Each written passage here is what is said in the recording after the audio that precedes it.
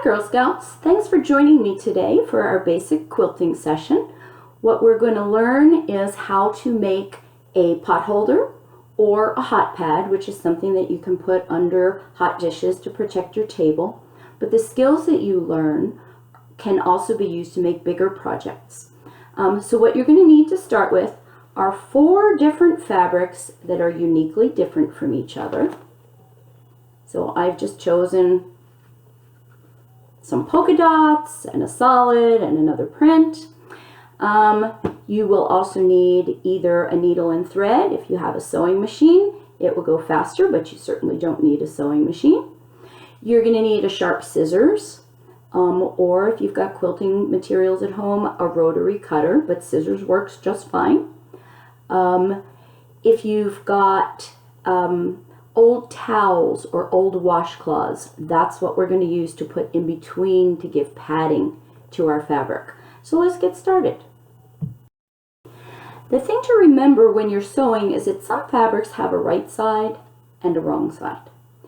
And some fabrics, it doesn't matter because they look the same both sides. But when you're sewing fabrics together that do have a correct side, you always want to put the right sides together. Because then when you sew along the edge, like you're going to sew along here, and you open it up, the seam is going to be on the inside. So the first thing that we're going to do is we're going to sew 2 of these squares right sides together. And then we're going to sew these 2 squares right sides together. Now my squares are 5 inches square. You can make yours 4 inches square. That will be fine too. And then we're going to take these 2 and these 2, and we're going to sew them together. And what we're going to end up with is one big square that looks like this.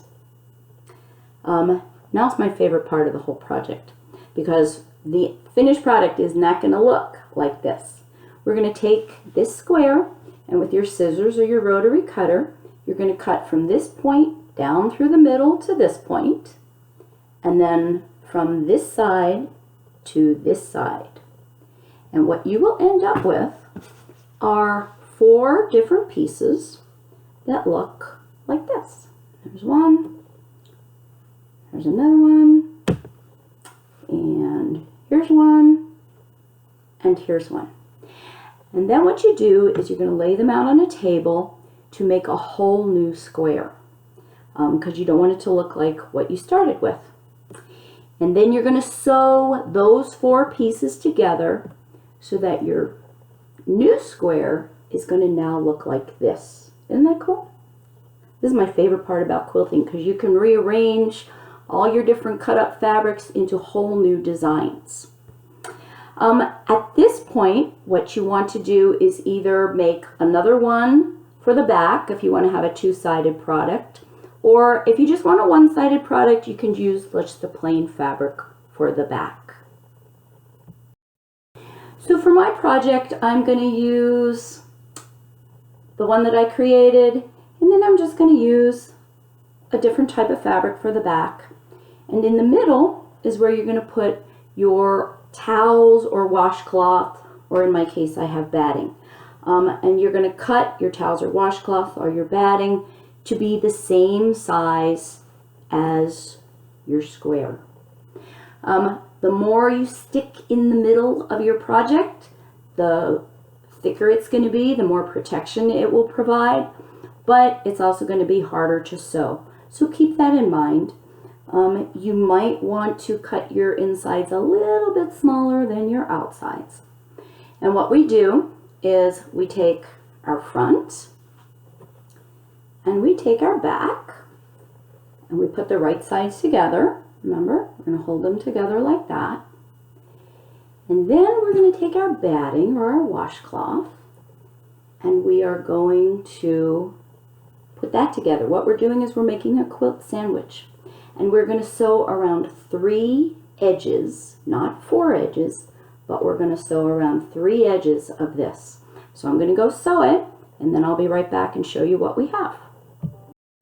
Okay, I'm back. So what I've done is I've sewn around this side, and this side, and this side, and then I'm just going to turn it inside out.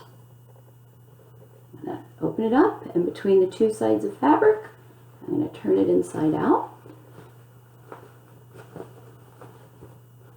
And what's going to happen is that batting or the washcloth, the stuff that's going to make it poofy, is now inside, not on the outside any longer.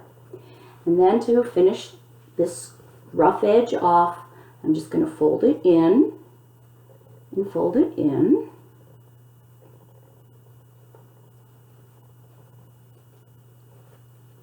And sew that edge closed. And this is what you're going to have. Now, if you want to make it really nice, what you can do is sew around the edges, and that will give it a more finished look. And I'll show you what that's going to look like in a second. The other thing that you can do is you could put like a series of stitches around the middle to kind of make it look sort of like a circle in the center, but that's not required. What you can do also, if you want to make something bigger than this, because this is a good potholder size, but if you want to make a bigger quilt, you can make a whole bunch of these squares and then sew them together before you make your quilt sandwich. Or, and let's say you wanted to make like a pet bed, you could make a bigger square instead of using 4 or 5 inch fabrics to begin with. You could start with, let's say, 10-inch fabrics, and then your finished product will be bigger. So I'm going to go finish off the edge and show you what this looks like when we're all done. So I'm back, and here is my finished product. And because I sewed mine on a machine, I found that when I did this edge, the fourth edge, it was easier if I pinned it together so I could sew it straighter. But if you do it by hand, you can hold it as you go. And then there you have your pot holder or your hot pad.